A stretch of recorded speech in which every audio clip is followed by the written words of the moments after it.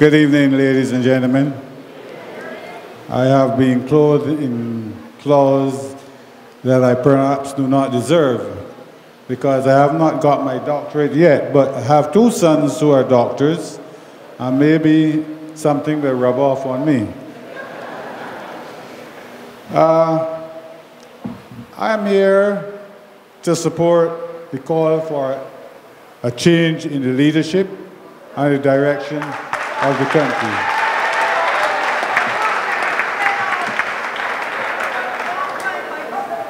Every Monday to Friday, I read Dear Christine, and I'm grieved at the kind of stories that are presented to Christine, who is the right of the nation, and which she tries to resolve. But they are heart-rending. And I believe that a lot of these stories come about because of the present way we are doing business. On October the 12th, 2010, 3 years ago, Mr. Tim Slinger reported on an interview given by our respected Professor Michael Howard. And Michael Howard suggested that the only appropriate policy action government had in 2010, in the presence in those circumstances, was to continue to reduce its current account deficit and at the same time to maintain a level of social welfare for the most vulnerable group in the society. That was said in 2010. Now we haven't had any kind of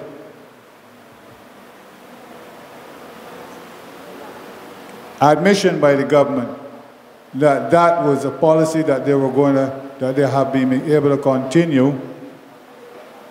Rather, we've had the talk of Barbados not being only an economy, but a society as well. Among other things, Professor Michael Howard urged was government to resist the temptation of raising additional revenue by increasing the VAT or income tax. This is 2010.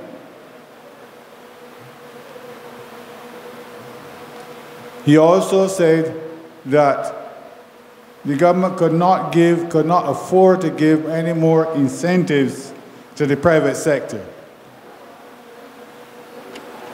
He posited that the counter-cyclical or expansionary policies requiring the printing of money would lead to the depletion of the country's foreign reserves.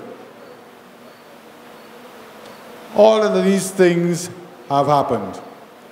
All the things that Professor Michael Howard predicted in 2010 have happened. And his advice has been sedulously ignored by the government. I myself, on the 29th of August 2011, said the path that we have sedulously pursued is for jobs to be preserved. And that in itself has paid dividends so far. However, the question is, how long can it be sustained? Well, since then, the turmoil in the foreign markets should have warned us as far back as 2007.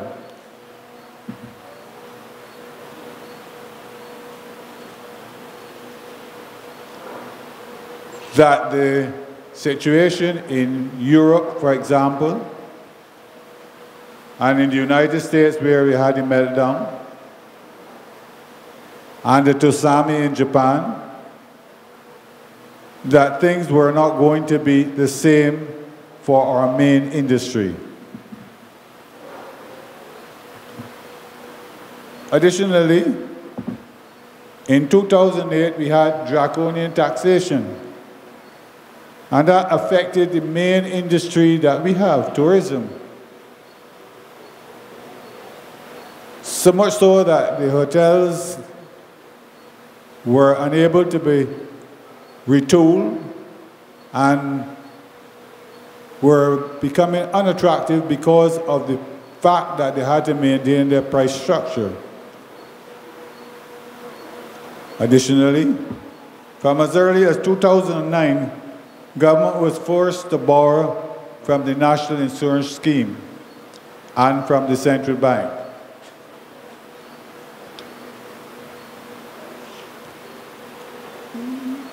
When this happened, there were many people who brought to the government's attention that those borrowings would only have an effect on the foreign reserves of the country, because the more you put money, unproductive money into the country, the more it goes in foreign exchange cost to the foreign reserves.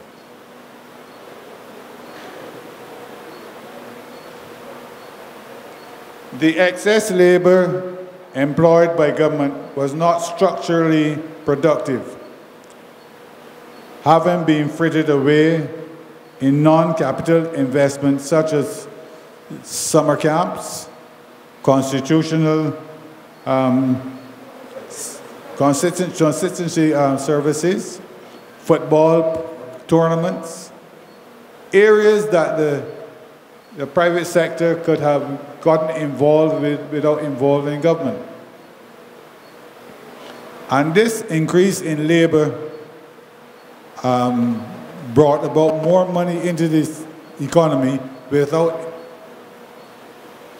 giving the economy additional jobs that could be sustained. And of course, it impacted on the reserves.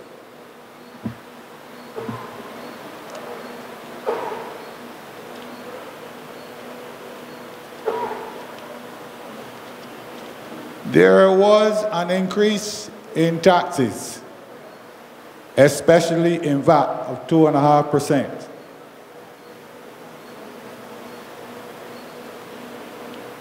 It was promised that this 2.5% would be a short-term measure, but we know that the short term has extended even until now, and it seems to be going on in perpetuity. But the increase in taxes and in VAT did not lead to an increase in take by the government. Rather, it led to a decrease, which is something that I suspect that the Minister of Finance does not seem to understand. Because people became very thrifty in as much as they were unsure of the future, and things that they could do without spending money on, they forego or forwent.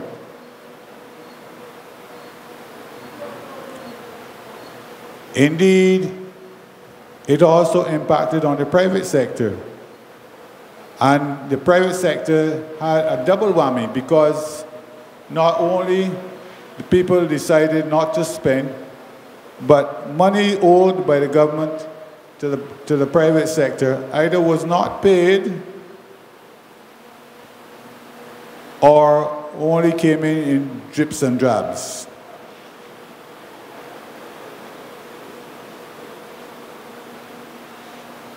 We have noticed also that the main industry, tourism, is now facing an uneven playing field. We are not sure what the impact of sandals will be, but I know that sandals exist in Jamaica, and Jamaica has not benefited substantially from the brand name sandals that has been in Jamaica for many years. So I question what benefits we are going to have from sandals. One of the things that we can say about sandals is that it is managed from abroad, and the monies that are paid for by guests who come to Sandals is paid abroad. So the only money that will come to Barbados is the amount of money that will be paid to the wages, not even the senior staff, because the senior staff will be paid from abroad, and only what they need to have in Barbados will come to Barbados. In addition, I question the amount of support it will give to local industries, either vegetables, poultry, etc.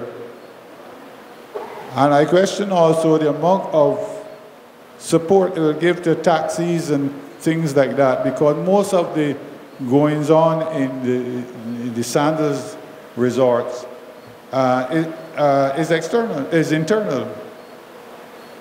So I question the relevance, well, not the relevance, the benefits that Sandals will give us, because if it comes here, it comes here. But to give it the kind of concessions and create an even playing field among the hotel industry is a bad decision.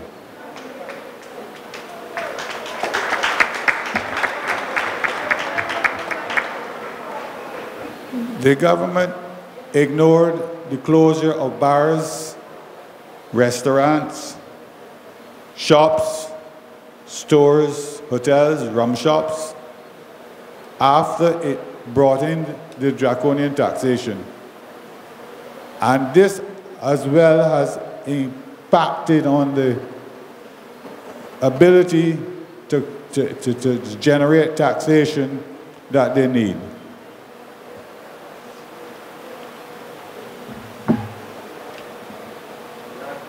In all of this, I think that the central bank has a lot to blame.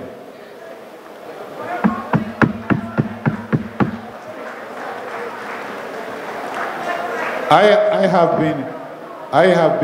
have sent several emails to the central bank and promised answers. I do not want to disclose the contents of these emails because they concern certain suspicions that I have about certain banks' behavior in Barbados. But I have not been given answers. I've been promised answers, but I have not been given answers. I also think that it is the duty of the central bank to play the economy with an even hand, and not to downplay certain things that are affecting the country. So I question how much information or true information we are getting about the state of the economy, about the state of the deficit, about the state of how much money government owes off balance sheets, either here or abroad. We're talking about university fees and things like that for students going abroad. It was only after 3 months after the elections that we learned that $500 million had disappeared from our reserves. And I have a suspicion that that information was known even at the time of the elections. But I wonder why it wasn't disclosed then. The last point I want to speak about is the loss of the National Bank. And I have had many heated debates with Mr. Arthur about this because it was my pet subject. And I feel that the National Bank could have been a catalyst in the system to stimulate other banks to feed the needs of the private sector, small enterprise businesses and entrepreneurs. But we didn't have the central bank. We didn't have the national bank. But I believe that it might have been a blessing in disguise, because had we had the national bank, our government would have been able not only to depend on the national insurance funds, but also on the central bank, but also on the national bank. And we might have had a bankrupt national bank, because it could not behave like the national insurance or the central bank. It would be behaving in a different atmosphere.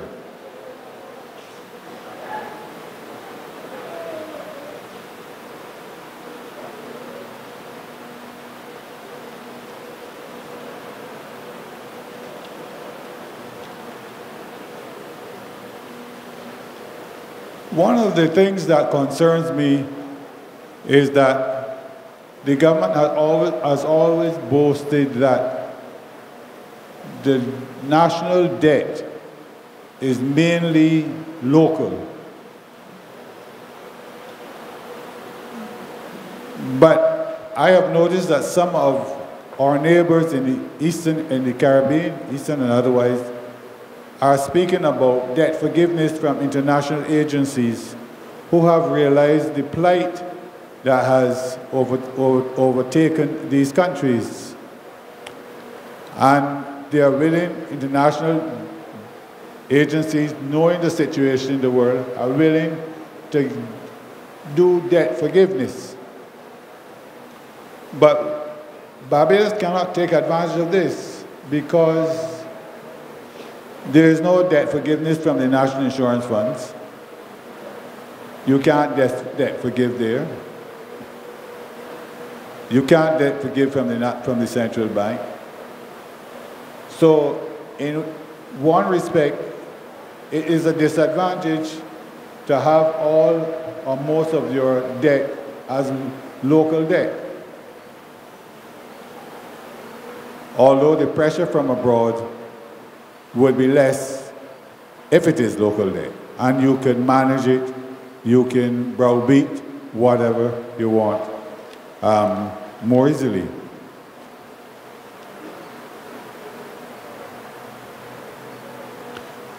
One of the problems that concern me also is the fact that the unions seem not to be able to trust what the government is saying. And I'm disappointed with the unions, because I feel that the unions, while they boasted about the tripartite arrangements of private sector unions and government, should always stay a great distance away from the government. And I don't think the government is, at the moment, giving the unions the correct information, because I feel that the arrangements that has been made with the IMF to give Barbados certain kind of advice is an arrangement that affects their ability to borrow on the international market. And borrowings on the international market will only come about if we accept what the IMF is telling us. And whereas we cannot say that the IMF has the ability to tell us to devalue, we also have to go by what it says in order to get foreign exchange. And that, even so, that foreign exchange comes with a very heavy price. Mr. Hinkson has been able to tell you about the terms about the Credit Suisse loan from Cayman. And the terms of that loan are draconian. We, the citizens, have to pay the price. On my call now, it's funny, you know, because when I first came back to Barbados, after a very long stint of 20 years in Jamaica, The people who brought me back to Barbados was the Barbados Labour Party to start the Barbados National Bank. And at that time, Sir Fred Gollop asked me if I would run against Richie Haynes. I told him Richie was my friend, and I didn't like that. And I wasn't interested in politics anyhow. But when I saw what was happening later in subsequent years, I helped the Democratic Labour Party to win the elections in 1986. You remember how Breeze St. John nearly locked me up because he said I stole the central bank report. So at that time, Mr. Errol Barrow offered me the choice of running in Christchurch East, which Ginger Bourne won. But I told him no, I was not interested in politics, but I would help from the inside. Well, later, quarrel between Dr. Haynes and Mr. Sandiford caused me to side with Dr. Haynes. And I joined the National Democratic Party, and I had to get involved in politics on the front. So I don't know where I stand now.